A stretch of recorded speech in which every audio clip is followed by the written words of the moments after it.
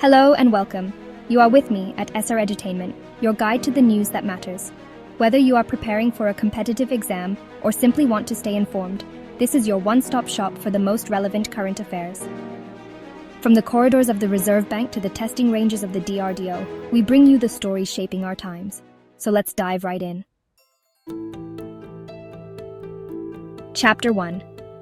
The Reserve Bank of India has taken a significant step to address the liquidity crunch gripping the financial system. With a deficit exceeding 2 trillion rupees, the RBI has introduced daily variable rate repo, or VRR, auctions. It's like the RBI opening a window for banks to borrow money at varying interest rates. This dynamic approach allows the RBI to inject liquidity into the system as needed, acting like a pressure valve for our financial markets. It aims to stabilize short-term interest rates, impacting borrowing costs for businesses and individuals. By ensuring adequate liquidity, the RBI aims to keep the wheels of the economy turning, encouraging investment and growth. The effectiveness of this measure remains to be seen, but the RBI is taking bold steps to steer our economy towards stability. Chapter 2. India's strength was on full display with the successful test firing of the Nag Mark II missile.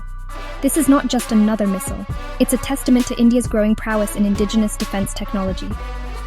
Imagine this, a third-generation fire-and-forget anti-tank missile, hitting its target with pinpoint accuracy.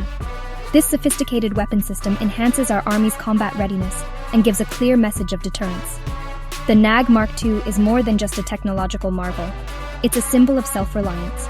It represents India's commitment to building a strong and independent defense industrial base.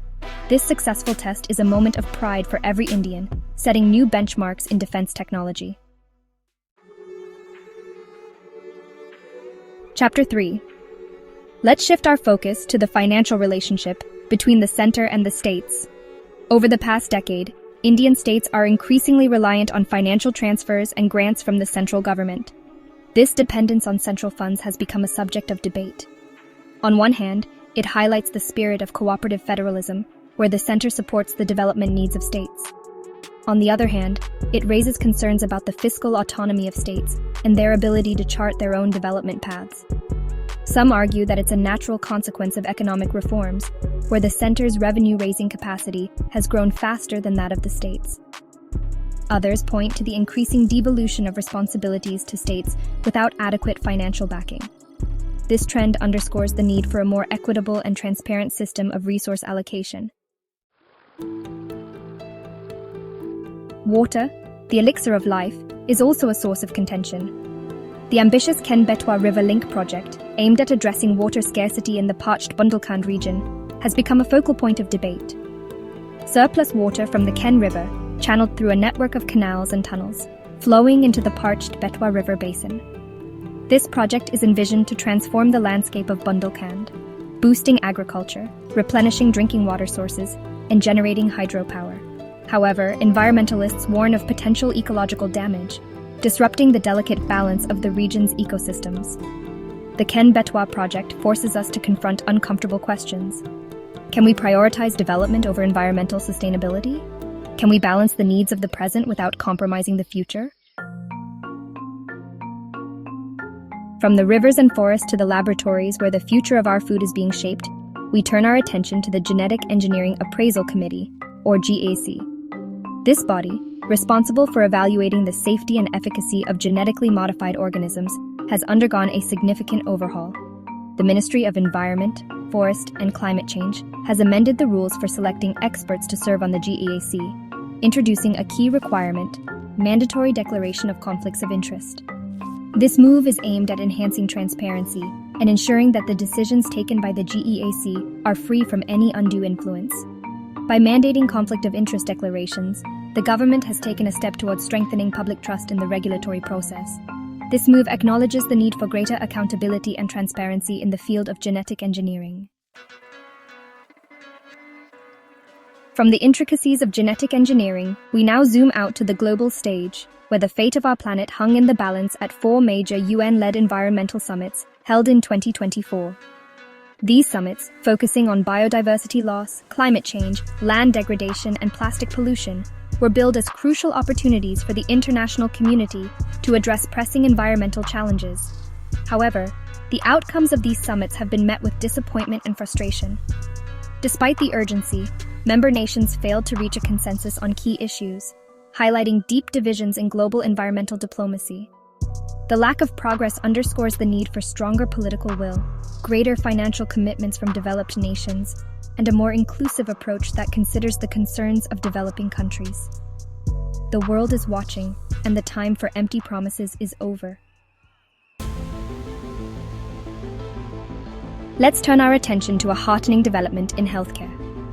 Odisha has become the 34th state to join the Ayushman Bharat Pradhan Mantri Jan Arogya Yojana, or PMJ, marking a significant step towards achieving universal health coverage in India. Imagine this. A poor farmer in a remote village in Odisha, suddenly taken ill, can now access quality healthcare at a private hospital without worrying about crippling medical bills. This is the promise of PMJ, which provides health insurance coverage to over 10 crore poor and vulnerable families across India. Odisha's decision to implement PMJ is a testament to the scheme's growing acceptance and its potential to transform healthcare delivery in India. By providing financial protection against catastrophic health expenses, PMJ is helping to alleviate poverty and improve the well-being of millions of Indians. If implemented effectively, PMJ has the potential to become a game-changer in Odisha, paving the way for a healthier and more prosperous state. Chapter 8. Deccan Volcanism, Rewriting the History of Life on Earth. From the present-day challenges of healthcare to the distant past of our planet, we delve into the fascinating world of paleontology and a groundbreaking discovery challenging our understanding of how life on Earth survived one of its most tumultuous periods. 66 million years ago, the Indian subcontinent, then an island continent drifting towards Asia, was rocked by massive volcanic eruptions, spewing out lava flows that covered an area larger than modern-day India. This event, known as the Deccan Volcanism, is believed to have had a profound impact on life on Earth, contributing to the extinction of the dinosaurs. However, recent research suggests that the impact of the Deccan Volcanism on tropical flora may have been less severe than previously thought. Scientists have discovered evidence that certain plant species exhibited remarkable resilience to the volcanic disturbances, playing a crucial role in the recovery of ecosystems. Chapter 9. Reviving India's rain-fed heartland, the watershed development component of PMKSE. From the ancient past to the present-day challenges of rural India, we turn our attention to the Pradhan Mantri Krishi Sinchai Yojana, or PMKSE, and its crucial component, the Watershed Development Program. This program, aimed at revitalizing degraded and rain-fed areas across India, is transforming the lives of millions of farmers. Barren, drought-prone lands, once considered unfit for agriculture, are now teeming with life, thanks to the construction of check dams, farm ponds, and other water harvesting structures. Recent evaluations of the watershed development component of PMKSY have shown encouraging results. Groundwater levels have risen, crop yields have increased, and farmers' incomes have improved in project areas. By empowering farmers, conserving water resources, and promoting sustainable agriculture, the program is helping to build a more resilient and prosperous rural India.